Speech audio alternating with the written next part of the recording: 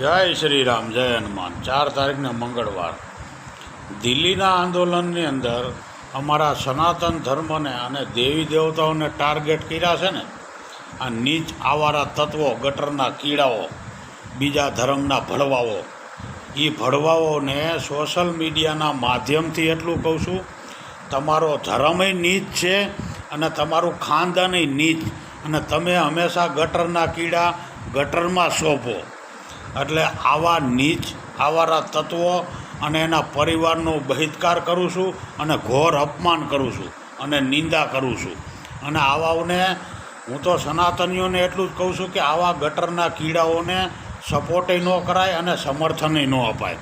આ ગટરના કીડા હંમેશા ગટરમાં શોભે, આપણા મંદિરોમાં અને સનાતન ધર્મમાં ન શોભે। આ બીજા ધર્મના આવારા તત્વો, હલકા ભડવા, ગટરના કીડા નીચ છે।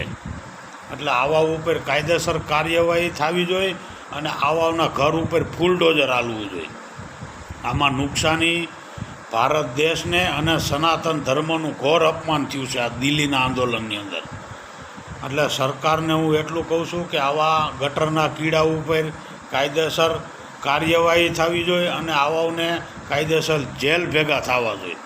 ભલે નરેન્દ્ર મોદીજીને ગાયરું કાઢી હતી, એના માતાનું અપમાન કર્યું હતું, નરેન્દ્ર મોદીજીએ માફ કર્યું, પણ આપણા સનાતનીઓ આપણે આવા ગટરના કીડાઓને આયદી માફ નહીં કરવામાં આવે અને કાયલી નહીં આવે। 2027-28માં કુંભ આવી રહ્યો છે, કા ઉજ્જૈન છે ને કા હરિદ્વારી છે। એટલે આ મુદ્દો હું ઉઠાવવાનો છું કુંભની અંદર, જે અમારો અપમાન કર્યું છે ને અમારા સનાતન ધર્મનું અને દેવી દેવતાઓનું, એ મુદ્દો હું જ ઉપાડવાનો છું કુંભમાં। અને આવા ઉપર કાયદેસર નીચ આવારા તત્વો અને તત્વી ગટરના કીડા અને ગટરની કીડી ઉપર કાયદેસર કાર્યવાહી કરાવવાની છે। એને નીચ આવારા તત્વોને આયજી નહીં છોડવામાં આવે અને કાયલી નહીં આવે, ચાહે ગમે એ ધર્મનો હોય અને ગમે એ નાયતનો હોય। આપણે એનાથી બીતા નથી, બીવાનું થતું નથી આવા નીચ હલકાવથી। આની ઉપર કાયદેસર જ કાર્યવાહી કરવી છે। અને સરકારને તો હું એટલું કહું છું કે જે નેપાળ અને બાંગ્લાદેશની ઘોડે ભારત દેશને બનાવવા માગતા હતા આ આંદોલનની અંદર, તો એવા ભડવાઓ ઉપર કડકમાં કડક કાર્યવાહી કરો અને જેલ હવાલે કરો। આજ તમે આને છોડશો તો આવા આવારા તત્વો વધવામાં છે ભારત દેશમાં, ઘટવામાં નથી।